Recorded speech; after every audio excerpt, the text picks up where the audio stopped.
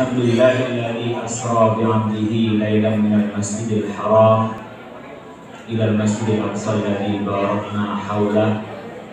Wassalatu wassalamu ala rasulillah wa ala alihi wa ashabihi wa mawalah. La hawla wa la quwwata illa billah. Subhanaka la ilma lana illa ma 'allamtana innaka antal alimul hakim. Bapak Ibu sekalian yang kami hormati, jamaah masjid Ittihadul Muhajirin, persatuan orang-orang muhajirin. Ini pasti perantau semuanya. Ini mau buka enggak nih pastor saya? Soalnya dari tadi gak ada yang buka masker. Ibu-ibu senangnya dibuka. Oke. Kayaknya kayak ngomong di dalam alam kubur pakai masker ini. Toh jauh ada berapa meter. Kami hormati Pak Dr. Hamil, udah jauh jarak kata Ibu, jauh. Yang kami hormati Ketua DKM dan sejajarannya Pak Hamim dan teman-teman sekalian, dosen kita semua, Pak Ali Mahfud, Pak Kabid, Bapak Ibu sekalian yang hadir pada kesempatan kali ini.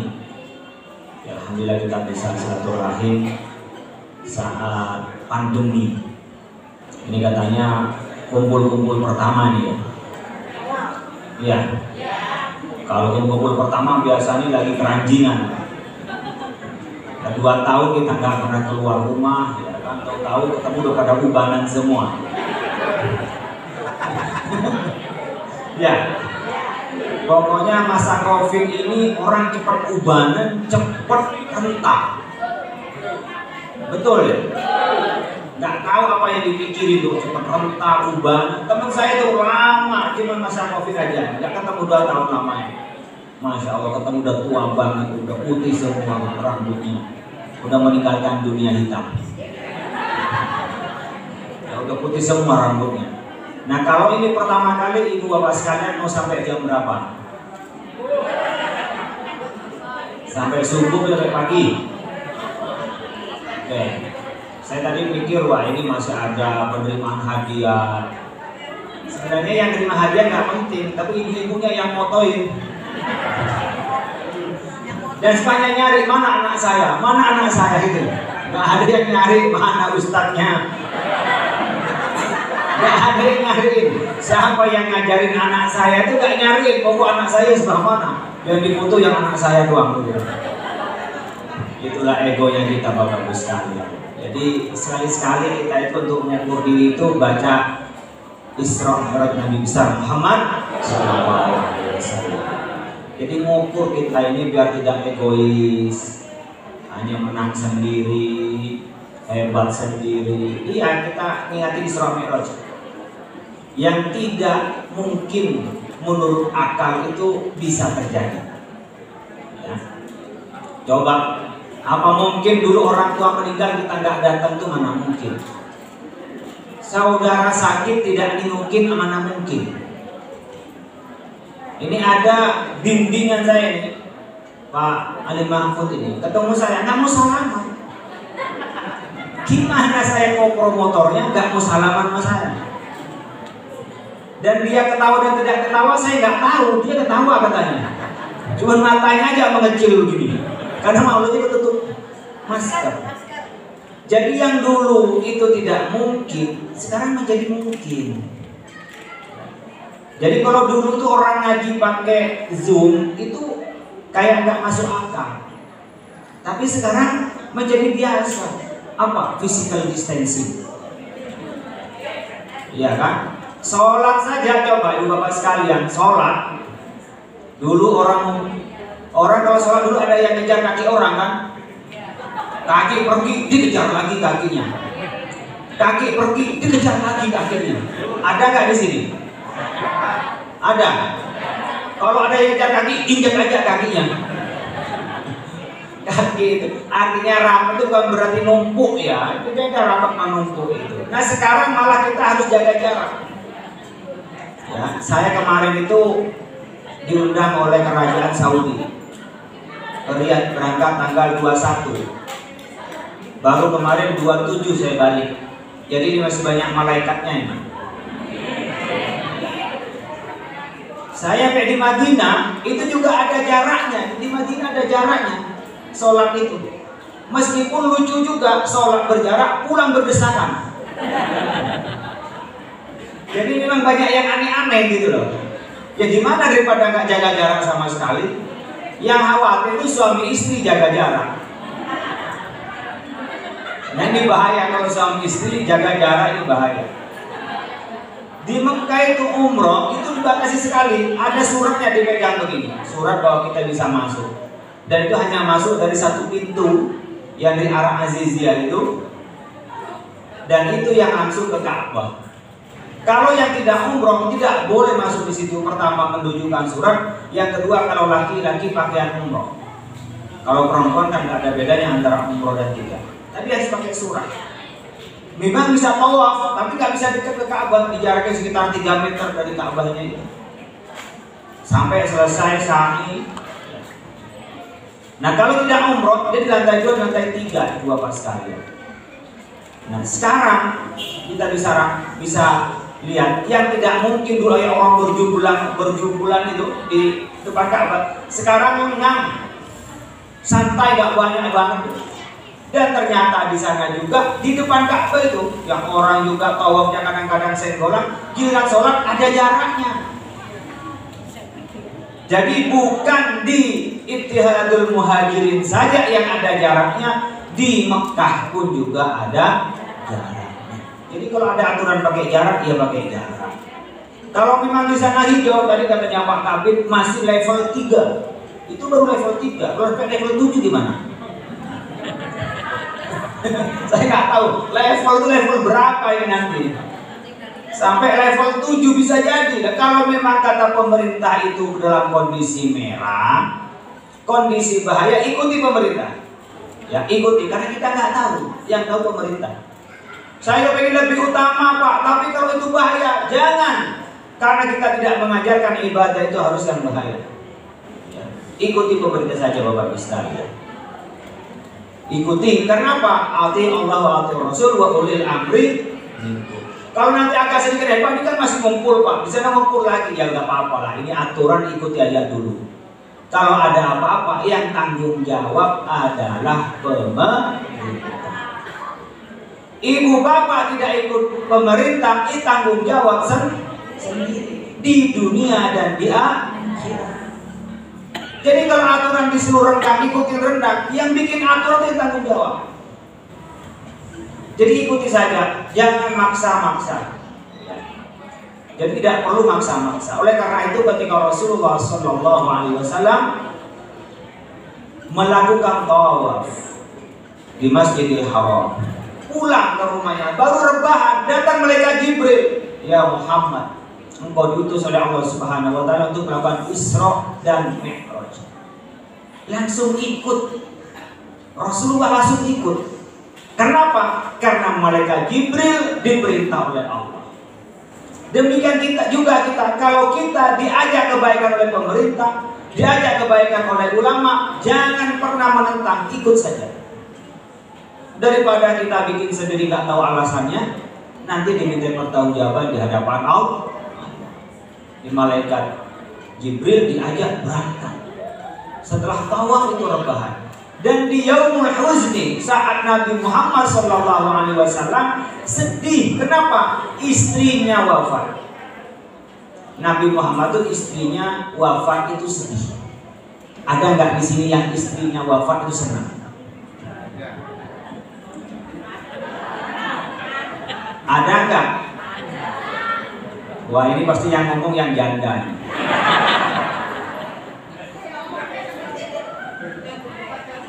Kadang-kadang alhamdulillah yang tukang ngomel saya sudah pergi. Atau wah kesempatan ini saya bisa nikah lagi. Kemarin itu saya ketemu teman umur 60 tahun minta carikan istri ke saya. Ada di sini. Ada Ada orang umur 50 tahun minta carikan suami. Jadi kiai itu kayak tong sampah. Orang sedih ada masalah di rumahnya masing-masing ngadunya sama kiai. Dikirain kiai itu nggak punya masalah. Jadi dia ngadu soal keluarganya. Dosen itu cerai minta carikan istri. Yang satu suaminya meninggal karena COVID minta carikan suami. Ini saya tak jadi biro jodoh. Tapi nggak enak jadi tukang makelar biro jodoh itu paling nggak enak. Paling nggak enak. Kalau ketepatan dia enak, cocok, itu nggak ingat siapa yang jodohin. Dulu siapa yang ketemuin. Tapi giliran nggak enak, kita yang dimaki-maki. Kalau itu masih biasa. Kalau jadi makelarnya jual motor, motornya bisa dicoba.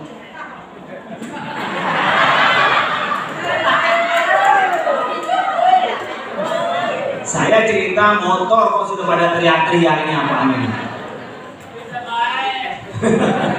Nah, Rasulullah SAW itu sedih, istrinya meninggal itu sedih. Jadi jangan sampai kita ada yang meninggal istrinya tuh malah senang pura-pura nangis. Belum 7 hari udah nyari istri lagi. Itu air mata buaya itu. Nggak bener-beneran sedih. Tapi Rasulullah SAW itu sedih. Kemudian meninggal Abu Thalib, Rasulullah sedih. Kenapa? Benteng perjuangannya itu untuk menghalangi gangguan kufar Quraisy adalah Abu Thalib. Sementara Siti Khadijah adalah istri yang mendampingi perjuangan Rasulullah SAW. Saat sedih itulah Rasulullah SAW diberi hadiah oleh Allah Subhanahu Wa Taala dengan Isra dan Mi'raj. Jadi ibu bapak sekalian, kalau ada kesedihan, ada masalah, jangan putus asa. Inna ma'al usri. Kadang-kadang di sekarang angka perceraian ini naik bapak ibu sekalian. Kenapa? Gara-gara COVID. Gara-gara COVID ini banyak yang minta cerai perempuan. Kenapa? Karena yang biasa punya penghasilan, suaminya nggak punya penghasilan. Yang biasanya banyak penghasilannya menjadi kecil penghasilannya, ngamuk berantem terus dalam keluarga minta cerai. Lupa kalau ini adalah cobaan dari Allah. Tapi tetangga saya ada minta cerai bukan karena nggak punya duit. Kenapa? Pas COVID ketahuan kalau di luar dia punya 2 istri lagi. Karena udah jarang keluar, akhirnya ketahuan dia kemana kalau keluar. Jadi ibu bapak sekalian, kalau ada cobaan seperti ini, ada COVID, ada cobaan ekonomi, ya. Ini kan cobaan kita pakai masker kemana-mana. Saya bibi wafat nggak datang karena COVID. Ini wafat juga guru saya karena COVID. Coba bapak sekalian, coba. Jadi bikin nikmat enak kita nggak kemana-mana. Alasannya cuma aku COVID. Ada saudara juga sakit nggak nengokin karena COVID. Itu namanya memanfaatkan musibah. Tapi kita bapak sekalian niatin datang, tapi karena tidak bisa Allah akan mencatat kebaikan kita. Jadi hal kesulitan-kesulitan ini jangan membuat kita putus asa, tapi dijadikan bahwa ini banyak rahmatan lil mukminin, rahmat bagi kita. Ya apalah, wallahu a'lam bishawab. Sebagian kita bisa mendadak semua menjadi biasa dengan pola Zoom, pola dengan digital, pertemuan dari banyak teman-teman di mana bisa ketemu, ya. Kita ambil yang baiknya. Kemudian ketika Rasulullah SAW itu berangkat Isra dan Mi'raj itu bertemu dengan para nabi. Ya. Ada sebagian riwayat menyebutkan Rasulullah menjadi imam sholat sebelum Mi'raj ke Sidratil Muntaha. Tapi Ibnu Katsir menyebutkan, Ismail bin Katsir menyebutkan bahwa Rasulullah jadi imam para nabi itu setelah pulang dari Sidratil Muntaha yang dipilih oleh Ibnu Katsir. Di langit pertama Rasulullah itu bertemu dengan Nabi Adam. Yang kedua, saya cepat-cepat saja biar tidak terlalu malam. Bu, mau cepat mau lambat bu? Lambat mau cepat? Lambat ya Pak. Lambat mau cepat Pak? Bapaknya cepat, ibunya lambat, saya sedang-sedang saja kalau gitu. Oke. Ibu bapak sekalian, Di langit yang kedua bertemu dengan Nabi Isa dan Nabi Yahya. Di langit yang ketiga bertemu dengan Nabi Yusuf. Di langit yang keempat bertemu dengan Nabi Idris. Di langit yang kelima bertemu dengan Nabi Harun. Di langit yang keenam bertemu dengan Nabi Musa. Di langit yang ketujuh bertemu dengan Nabi Ibrahim, dengan dialog masing-masing Nabi. Ketika ketemu dengan Nabi Adam, bercerita tentang anak cucu Nabi Adam. Ngelihat ke kanan Nabi Adam senyum, ngelihat ke kiri Nabi Adam tuh menangis, karena di sini adalah orang-orang di alam barzakh yang tidak selamat. Di sebelah kanan ini adalah cucu-cucunya di alam barzakh yang selamat. Yang di sini disiksa, di sini dapat nikmat. Tentu di sini bahagia, di sini sedih. Dan itu diceritakan kepada Nabi Muhammad. Termasuk Nabi Muhammad itu bolak-balik ke langit ke-6 ketika konsultasi dari 50 menjadi 5 sholat itu, tapi pahalanya tetap sama dengan 50. Apa yang bisa diambil dari petikan cerita ini? Karena setiap Isra Mi'raj diceritakan. Yang bisa kita ambil Bapak Ibu sekalian, para pendahulu kita, para ulama, para pejuang tidak pernah mati. Walakin la tash'urun, hanya kita Anda aja yang tidak merasa. Jadi orang kalau bilang ke kuburan itu tidak bisa ketemu dengan siapa-siapa karena dia tidak bisa merasakan apa-apa. Kalau dibuka oleh Allah, kita bisa melihat bagaimana Nabi lewat di kuburan itu mendengar orang nangis. Kenapa? Karena sedang disiksa. Ternyata dia apa? Menyiksa hewan. Ternyata kenapa dia? Ternyata ada yang karena dulu tidak baik kepada kedua orang tuanya. Ada Bapak Ibu sekalian. Tapi jangan menyembah yang di kuburan, jangan minta sama yang di kuburan. Kalau ke kuburan kita mendoakan yang di kuburan. Ada orang yang melarang ke kuburan sama sekali, ada orang yang semuanya datang ke kuburan, minta ke kuburan. Itu salah dua-duanya. Anti kuburan juga tidak benar, menjadi kuburan semua yang didatangin hanya untuk minta di kuburan juga tidak benar. Yang benar apa Pak? Kita datang ke kuburan untuk ingat terhadap kematian. Yang kedua juga datang ke kuburan untuk mendoakan orang yang di kuburan. Apakah mendengar Pak? Mendengar. Contoh, kita kalau lewat di makam Bapak Ibu diajarin apa oleh Rasulullah? Assalamualaikum ya ahlal kubur. Yang mana yang ahli kubur ini? Yang mana yang ahli kubur ini? Hah? Assalamualaikum ya ahlal kubur minal muslimina. Jangan jarang ke kuburan ini. Wal mu'minina wa inna insyaallahu lahir. Assalamualaikum, keselamatan bagi kalian. Ya ahlal kubur, kita tahu ahli kubur. Minal muslimin, dari orang muslim, muslimah dan muslimat, perempuan muslim, laki-laki muslim, mukmin laki-laki dan mukmin perempuan. Wa inna insyaallah, nanti kita akan ketemu. Kalau yang di kuburan itu tidak bisa mendengar, ngapain kita salam? Kalau yang di kuburan tidak bisa menyimak terhadap kita yang lewat, nggak mungkin Rasul ngajarin salam. Udah tahu nggak dengar, ngapain salam? Kan nggak masuk akal. Berarti yang di kuburan mendengar. Cuman kita yang belum mukasyafah namanya, belum dibuka oleh Allah sehingga tidak melihat yang di kuburan. Kalau yang dibuka oleh Allah tahu yang di kuburan sedang seperti apa. Dan kita janji akan ketemu. Kenapa? Yang mempertemukan kita nanti Bapak Ibu sekalian bukan karena anak dengan orang tua, bukan karena saudara, bukan apa? Iman dan amal kita. Ini yang banyak orang salah, beli kuburan di mana yang mahal-mahal saja kecil. Beli kuburan, wah cakep kuburannya, rumputnya cakep. Pikiran di dalam kayak surga, cakep juga.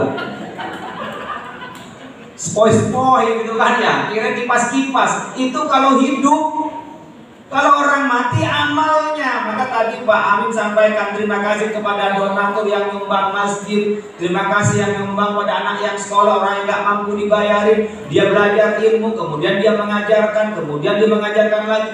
Itu yang menjadi jariah, ilmun yuntafa'u bihi, yang ngajarin. Yang sedekah jariah, shadaqatun jariyatun. Awaladun soleh, anak yang soleh kita biayai, yad'ulahu yang mendoakan. Anak soleh bukan anaknya yang soleh. Kalau anaknya berarti anak kandungnya, tapi kalau anak soleh, anak siapa saja. Jadi gak usah risau, saya gak punya anak Pak, banyak anak didiknya. Soleh mendoakan, dapat. Pak Hamim ini sudah hampir sama dengan Pak Harto. Jadi di KM sudah 3 periode.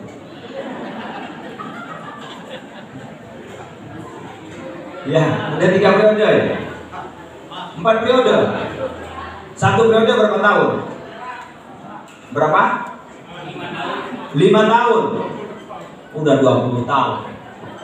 Nanti sampai 32 tahun sama dengan Pak Harto ya. Sekarang kan lagi ribut soal sejarah Pak Harto kan. Nanti akan ribut sejarah Pak Hamim memimpin Masjid Ittihadul Muhajirin. Ada sejarahnya. Apa ditaruh foto-foto takmir di KM ditaruh. Ini kok tiba-tiba hilang fotonya Pak Hamim ini. Berarti ada manipulasi sejarah di Ittihadul Muhajirin. Siapa pelakunya kan gitu. Nah, kembali Bapak Ibu sekalian, kita juga punya asar hidup ini. Apa yang maqaddamu wa ajarohum, apa yang kita persembahkan dan apa yang kita tinggalkan. Apa persembahan kita kepada Allah?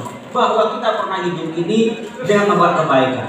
Kemudian apa yang kita tinggalkan Bapak Ibu sekalian dalam hidup ini kepada generasi berikutnya. Oleh karena itu ketika Rasulullah SAW itu Mi'raj, Isra dan Mi'rajnya bertemu dengan Nabi terdahulu.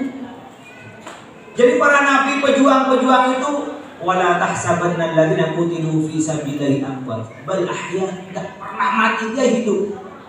Jadi kalau kita malam Jumat, tradisi orang Jawa sedekahan untuk orang-orang tua yang meninggal, nyampe Pak, nyampe. Kalau kita ngirim Fatihah kepada orang yang sudah meninggal, orang tua kita ngaji, lalu kita kirim Fatihah, kirimkan doanya kepada orang tua, nyampe gak Pak? Nyampe. Ibu nyampe gak Bu? Bapak nyampe gak? Kalau saya kirim doa nyampe terus. Karena ketika saya kirim doa, gak pernah doanya balik lagi ke saya. Saya pengalaman saya, kalau gosen atau apa nggak sampai itu balik lagi. Ini nggak balik lagi, itu kelakarnya. Tetapi doa itu memang nyampe. Orang mengatakan laha maka sahabat alaiha maka sahabat, tergantung kepada yang dia lakukan, yang dia lakukan, pahalanya hanya milik dia. Itu tidak benar. Karena ada apa? Ada, kalau kita idza mata ma'adum in qata amaluhu illa min salasin, kalau kita meninggal ada yang tak berjalan.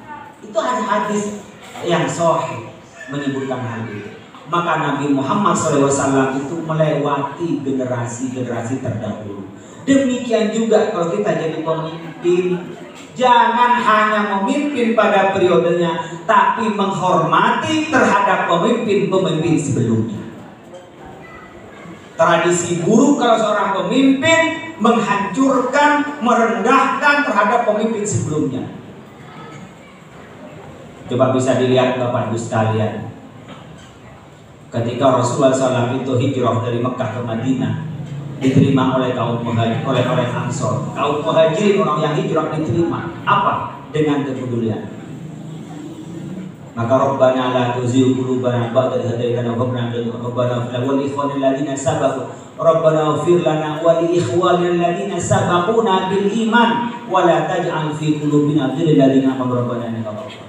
Doanya itu, ya Allah, maafkanlah orang-orang saudara-saudara kita yang telah mendahului kita. Jadi ini cara menghormati para pejuang kepada pejuang sebelumnya. Generasi yang muda menghormati pada generasi yang tua. Saat yang bersamaan generasi tua juga menghormati pada generasi yang muda. Tapi kalau yang muda itu lebih utama, maka yang tua siap untuk dipimpin oleh yang muda. Contohnya apa? Rasulullah menjadi imam dari para nabi-nabi terdahulu yang lebih tua, bahkan dari Nabi Adam sekalipun, yang itu adalah manusia pertama. Kalau ada anak muda, ada orang yang lebih utama. Yang biasa gap generation dalam kepemimpinan itu yang tua tidak mau turun. Ya. Yang sudah periode minta 3 periode. Itu biasanya. Tidak mau mengakomodir regenerasi. Kita diajarkan di Isra Mi'raj, kalau ada anak muda yang baik, itulah dipersilahkan untuk memimpin, dan yang tua mendorongnya. Pada saat Rasulullah SAW sebagai pemimpin, tidak hanya untuk dirinya sendiri, tapi memikirkan terhadap yang dipimpin. Kalau jadi ketua di KN, kalau jadi imam, itu ngerti terhadap makmumnya. Ini kan banyak yang tua-tua, biasanya masjid itu rajin. Orang-orang jemaahnya itu yang sudah usia pensiun. Mohon maaf Pak, Bu, ini anak mudanya aktif nggak? Alhamdulillah MC-nya anak muda ini. Biasanya masjid-masjid yang rajin itu yang tua-tua. Yang muda-muda itu lupa biasanya. Padahal kita sebenarnya pengen yang muda-muda juga ke masjid.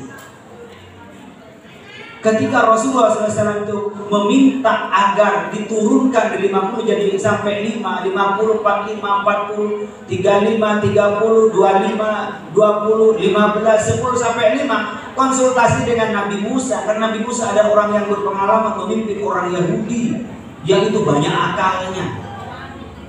Kalau dipikir-pikir dengan Nabi Muhammad yang sholat malam itu sudah wajib bagi para nabi, saya pikir gak ada repotnya 50 waktu bagi Nabi Muhammad. Tapi Nabi Muhammad tahu dan konsultasi dengan Nabi Musa tentang kondisi umatnya, tidak bisa melaksanakan 50 waktu. Wong 5 waktu aja banyak yang tersendat-sendat. 5 waktu aja banyak yang bolong-bolong. 5 waktu aja akan terasa berat. Maka disebutkan dalam Al-Quran, wasta'inu bisabri ya ayyuhalladzina amanu ista'inu bisabri wassalah wa innaha lakabiratun illa 'alal khashyah. Hai orang-orang yang beriman, ista'inu bisabri, minta tolong dengan sabar. Apa itu sabar? Bukan diam. Tambah melaksanakan taat, tambah meninggalkan kemungkaran. Tapi wassalah dan sholat. Wa inna sesungguhnya sholat lakabiratun, berat, terasa besar, illa 'alal khashyah, kecuali bagi orang yang taat. Jadi ibu bapak sekalian, kalau ini mau mengukur tentang taatnya, ukur dari cara sholatnya. Kalau sudah malas sholat, berarti memang imannya lagi turun. Biasanya yang paling malas itu sholat isya, bagi orang-orang yang imannya lagi turun. Kalau maghrib demen, tapi isya itu malas, sama zuhur itu demen, sholat asar itu malas bagi orang yang imannya sedang turun. Dikasih air berarti disuruh tambah lagi nih. Tapi yang ngasih air orang sedang ngomong kan nggak bisa minum. Nggak minum sendirian kan nggak enak. Lebih baik saya nggak minum, langsung tutup aja. Lanjut. Ini ketahuan nggak pernah ada pengajian Pak Hamid.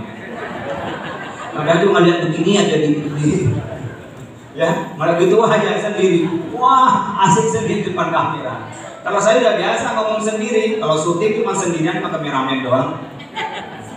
Kalau di TV itu kan syuting asik-asik, padahal nggak ada siapa-siapa itu depan kamera doang. Yang nonton dikirain banyak orang, nggak ada itu ketika kamu sendirian doang. Kalau yang rekaman itu sampai berbusa-busa nggak ada orang itu. Jadi saya sudah latihan ngomong itu nggak ada orang, kayak orang nggak waras itu. Udah biasa, jadi nggak. Pak orang pada tidur, Pak Hulun masih asik aja ngomong, sudah biasa kita ngomong nggak didengerin orang gitu.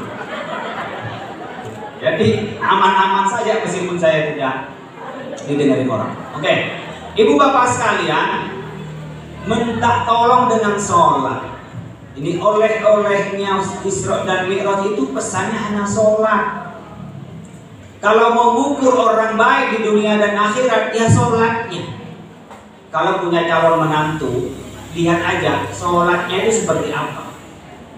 Maka tadi jadi pemimpin Rasulullah SAW itu diukur di mana kemampuan sholatnya. Dimintakan kepada Allah sampai 5 untuk apa? Mengukur kemungkinan dan sebisanya yang lebih nyaman kepada umatnya. Dan ketika jadi imam pun kita harus tahu, jadi pemimpin harus tahu terhadap umatnya. Kalau sholat berjamaah, jadi imam subuh, jadi imam sholat maghrib, jangan lama-lama. Tanda-tanda orang munafik, kalau sholat sendirian cepat, giliran jadi imam lama.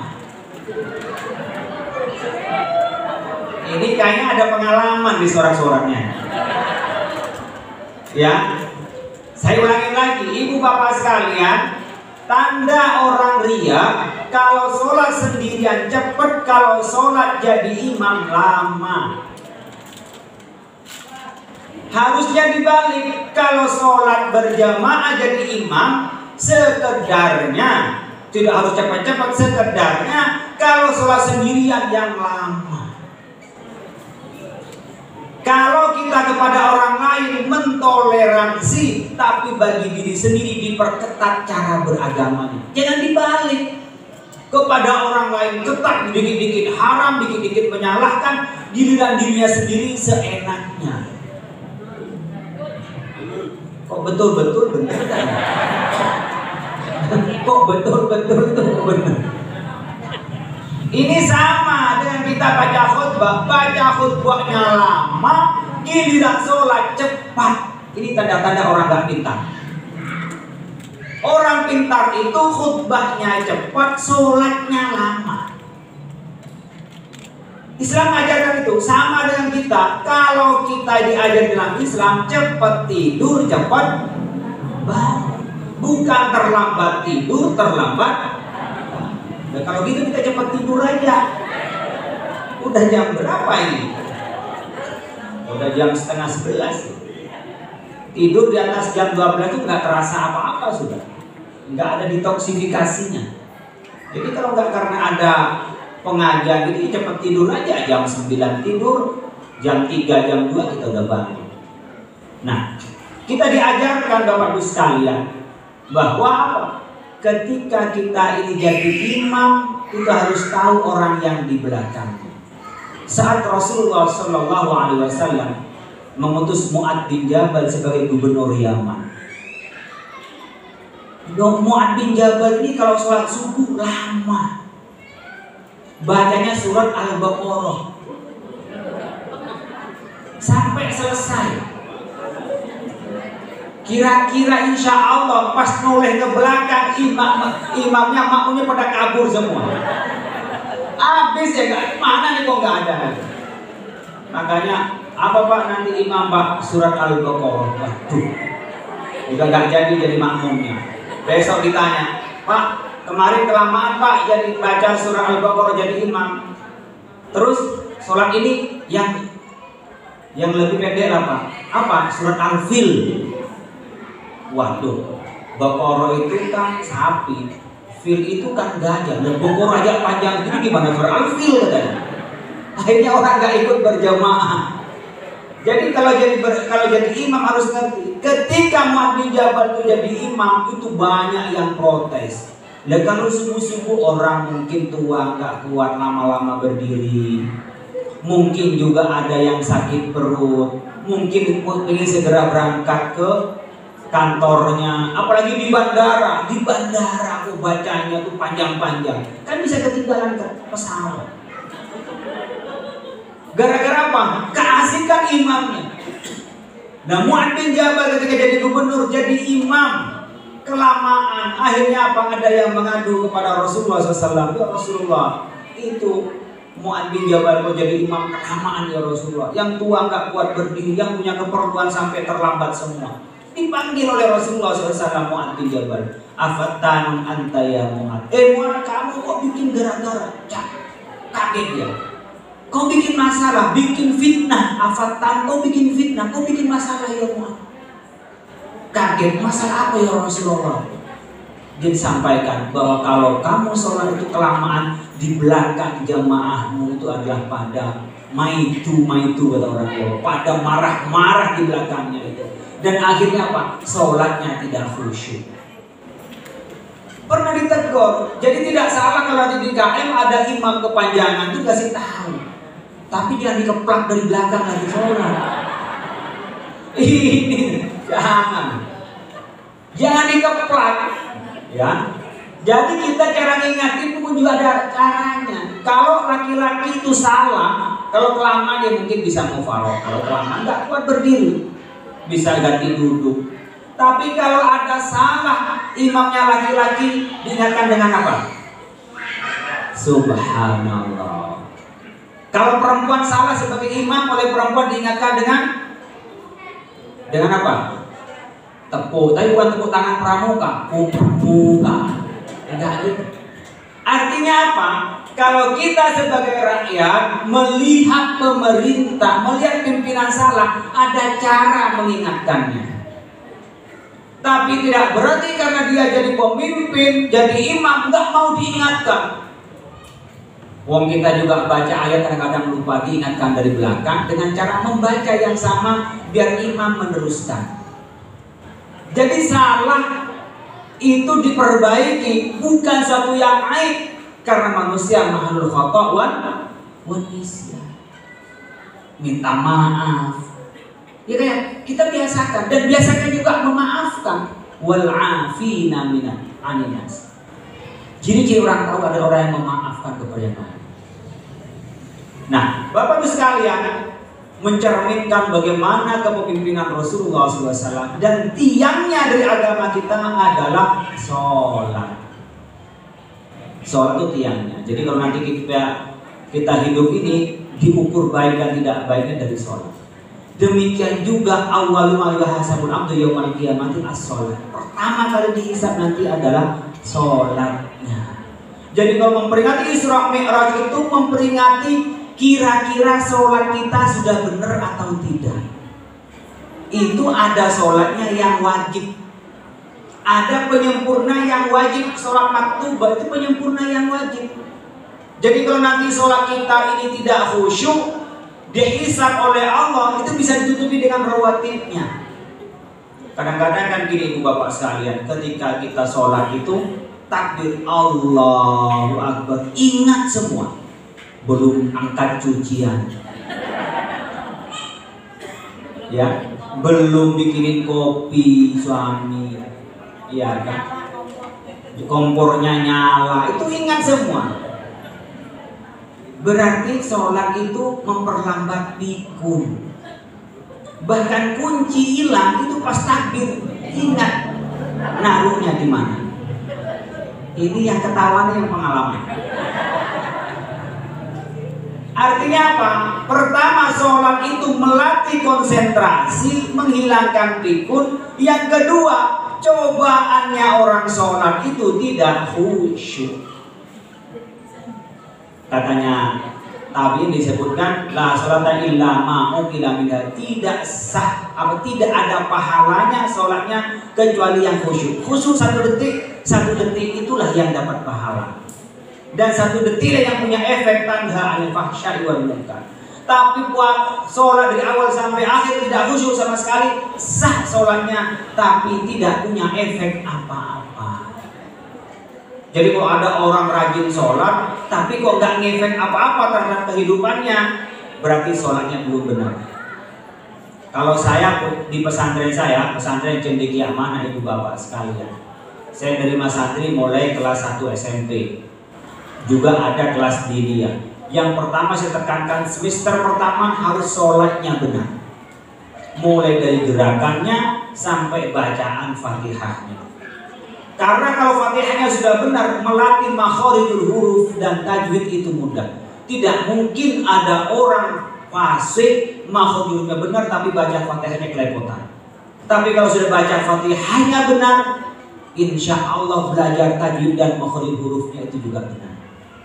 Begitu juga Bapak Ibu sekalian, kalau gerakannya itu sudah benar pada saat ruku, saat iktidal, saat sujud, insya Allah kelenturan tulang itu dan kesehatan bisa diukur dari situ. Makanya kalau orang tua udah nggak bisa dia sholat biasa harus pakai kursi.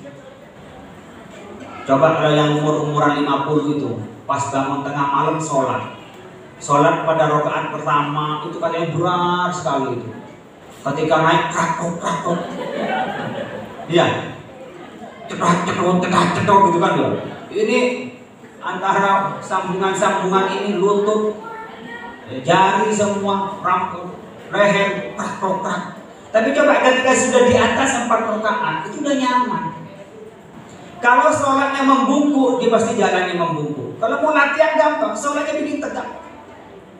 Apalagi pas ketika kunut subuh, saya ketepatan yang kunut yang nggak kunut juga nggak apa-apa, yang penting sholat subuh. Daripada berantem soal kunutan sama-sama nggak sholat subuh, ya kan? Coba kalau pas kunut, Allahumma hdina fi man hadait, lurusin begini, wa'afina fi man afait, wa tawallana fi man tawallait, wa barik lana fi ma atait. Lurusin sini, lurus tegak, terasa. Jadi sebenarnya kalau ibu bapak sekalian kepengen sehat, ya sholat. Nggak sempat nih kita beli treadmill, nggak sempat keliling komplek, sudah sholat aja malam. Dan ibu bapak sekalian yang biasa sholat malam, wajahnya itu cerah. Nggak usah amin sholat, amin. Sholat. Jadi orang yang sholat malam itu wajahnya, coba kiai itu wajahnya cerah karena sholat malam. Dan biasanya orang yang cepat bangun dan sholat malam itu Bapak Ibu sekalian, harinya terasa panjang. Yang bangun di waktu fajar itu hari terasa panjang rasanya. Tapi yang bangunnya terlambat sampai 6 aja, terus apalagi sampai jam 7, hari terasa pendek. Kok cepat banget asar, kok cepat aja maghrib, cepat sekali. Tapi kalau bangun di sebelum subuh, hari terasa panjang. Jam 7 saja kayak sudah melewati waktu lama. Dan ibu bapak sekalian yang sering berantem suami istri, yang sering baperan, itu pasti karena bangun tidurnya sering terlambat. Selain ibu-ibu yang sudah mau datang bulan, ya, terus gajinya terlambat, itu lebih marah-marah lagi begitu. Ditambah bangunnya kesiangan. Kenapa bangunnya kesiangan? Karena dia mau bangun malam nggak bisa sholat, mau bangun subuh juga nggak sholat, dia malas muter-muter aja di kasurnya, maka bawaannya tuh baper. Jadi kalau udah ngadepin ibu-ibu yang datang bulan, ngerti sendiri aja bapaknya, jangan sering-sering dekat, karena cuma diomelin. Dan laki-laki seperti apapun tuh nggak ada yang menang sama istrinya, semua kalah sama istrinya. Ya, yang hebat, yang juga jenderal itu, kalau depan istrinya takluk. Di luar rumahnya dia kayak macan, pulang jadi kucing. Teman saya itu profesor, udah pinter Bapak Ibu sekalian, pas disentak istrinya goblok mendadak.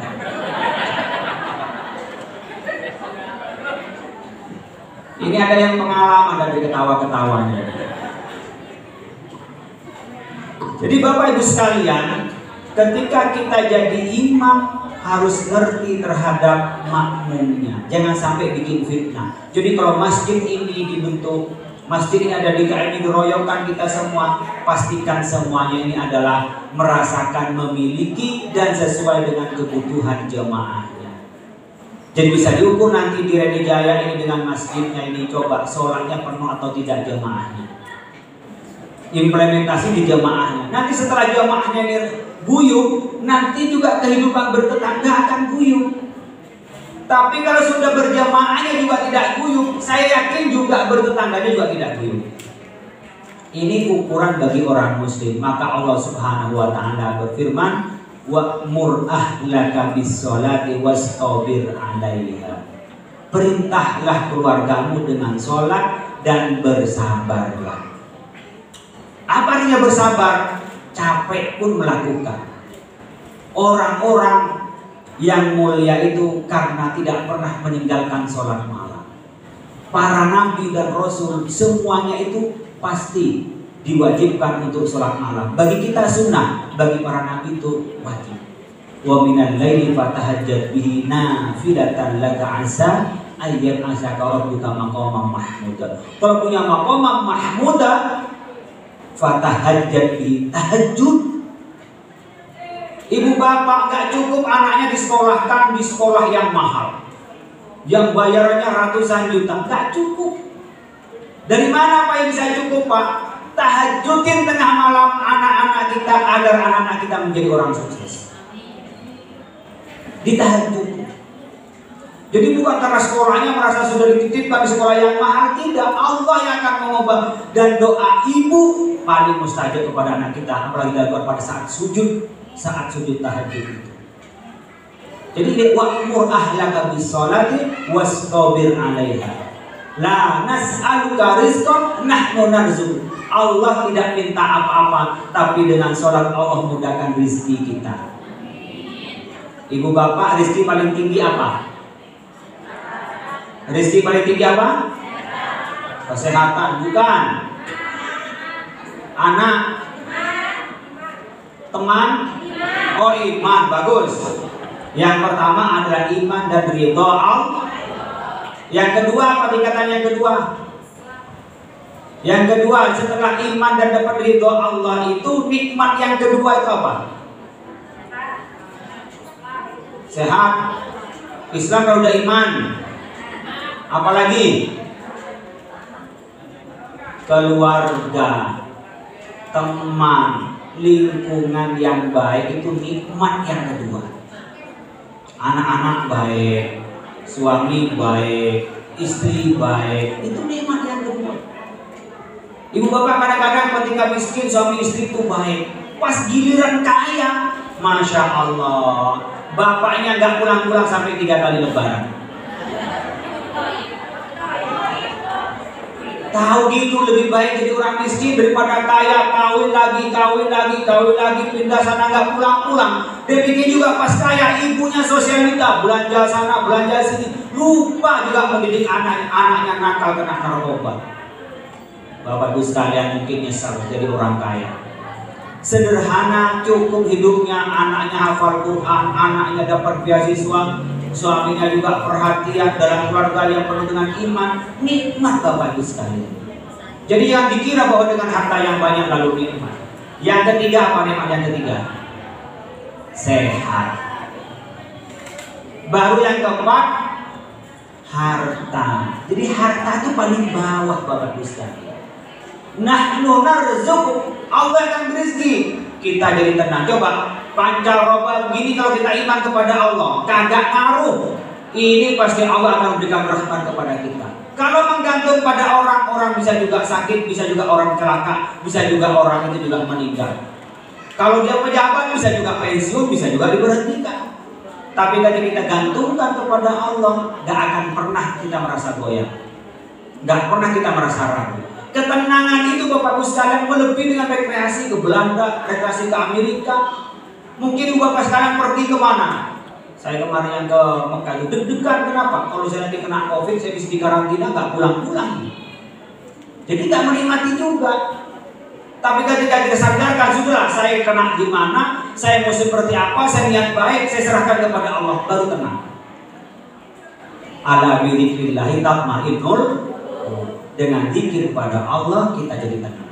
Kemudian kita punya lingkungan. Kalau datang ke sini, saya ketemu dengan Pak Hamim, ketemu dengan teman, respect, nyaman, nggak ada permusuhan, enak, adem rasanya, pulang fresh. Dari pergi ke puncak kena macet, malah mobilnya juga mogok, ruwet kan? Pulang masih ngitung, duit habis, utang belum dibayar, kan tambah ruwet. Jadi sebenarnya Pak Ibu sekalian cari senang kadang-kadang kita salah jalan. Baru kita rasa sehat. Kalau udah sehat minum apa saja, makan apa saja enak. Kalau sudah nggak sehat, masya Allah, makanan enak pun juga nggak nyaman. Apalagi memang makanan tidak enak. Jadi sehat. Baru kalau itu di imannya bagus, lingkungannya bagus, sehat, lalu uangnya banyak, hartanya banyak, baru itu nikmat. Oleh karena itu Bapak Ibu sekalian kalau mau cari rezeki dengan sholat, benerin sholatnya. Ini bukan kata saya, tapi sudah Allah yang menjanjikan. La nas'aluku rizqan nahnu narzuq. Allah yang akan berikan rezeki. Allah nggak minta apa kepada kita. Wal akibatu littaqwa. Akibatnya, sordanya, bahagianya bagi orang yang bertakwa kepada Allah Subhanahu wa taala. Bapak Ibu sekalian, saya pikir ini tidak terlalu malam, udah jam 10:30. Saya pun juga harus ke bandara. Saya check in nanti di jam 12:30. Jadi saya langsung ke bandara ya. Lama-lama nanti kita sambung kembali. Yang penting saya sudah tahu tempatnya di sini. Ya. Bapak Ibu sekalian di sini senang ngaji ya. Kalau yang ngajarin ngaji nggak senang itu salah. Ya. Meskipun saya tahu ada yang ngantuk-ngantuk, ya, sambil gini-gini. Jadi nggak tahu dengerin atau tidak. Gitu. Mudah-mudahan semuanya oleh Allah Subhanahu wa taala diberi jalan yang baik. Keluarganya keluarga sakinah mawaddah warahmah. Rezekinya dimudahkan oleh Allah Subhanahu wa taala, anaknya jadi orang sukses, jadi orang mulia, orang kaya yang soleh, diberikan kesehatan semuanya, mendapat berkah dari Rasulullah, dapat syafaat Rasulullah. Jadi Isra Mi'raj ini adalah mengingatkan tentang kejadian yang luar biasa. Jadi ibu bapak jangan pernah mengatakan tidak mungkin, jangan pernah mengatakan ini tidak bisa. Kalau Allah berkehendak pun fayakun. Nastaghfirullahaladzim, nastaghfirullahaladzim. Allahumma sholli wa sallim ala sayyidina Muhammad sallallahu alaihi wasallam. Ya Allah, ya Rahman, ya Rahim, ya Fattah, ya Razzaq, ya Fa'alul lima yurid. Lakal hamdu kama yanbaghi li jalil karim wa 'azimi sultanik. Allahumma inna nas'aluka al-huda wat tuqa wal 'afafa wal ghina. Allahumma inna nas'aluka ridhaka wal jannah wa na'udzu bika min sakhatika wan nar. Allahumma innaka 'afuwwun karim tuhibbul 'afwa ya karim. Allahumma ighfir lana dhunubana wa liwalidina wa li ikhwanina masyayikhina wa mu'allifina wa man ahsanina bi rahmatika ya arhamar rahimin. Allahumma inna nas'aluka khairan ajilahu wa ajilahu ma 'alimna bihi wa ma lam na'lam wa na'udzu min syarri ajilahu wa ajilahu ma 'alimna bihi wa ma lam na'lam. Allahumma inna nas'aluka min khairi ma sa'ala bihi nabiyyuka wa 'abduk wa na'udzu min syarri ma 'adza bihi nabiyyuka wa 'abduk. Allahumma inna nas'aluka ma qarraba ilayka min qawlin wa 'amalin wa i'tiqadin wa na'udzu minan nar ma qarraba ilayha min qawlin wa 'amalin wa i'tiqadin bi rahmatika ya rahim. Allahumma anfa'na bima 'allamtana, Allahumma anfa'na bima 'allamtana, Allahumma anfa'na bima 'allamtana, Allahumma 'allimna bima yanfa'una, Allahumma faqqihna wa faqihna wa qurrabatna lana fi dinina. Allahumma inna nas'aluka fahman nabiyyin wa hifdzal mursalin wa ilmal malaikatil muqarrabin bi rahmatika ya arhamar rahimin. Rabbana hab lana min azwajina wa dhurriyyatina qurrata a'yun waj'alna muttaqina imama. Rabbana atina fid dunya hasanah wa fil akhirati hasanah wa qina adzabannar. Subhanaka rabbil izzati amma yasifun. Wassalamu alal mursalin walhamdulillahi rabbil alamin. Kurang lebih yang mohon maaf Bapak Ibu sekalian. Wassalamualaikum warahmatullahi wabarakatuh.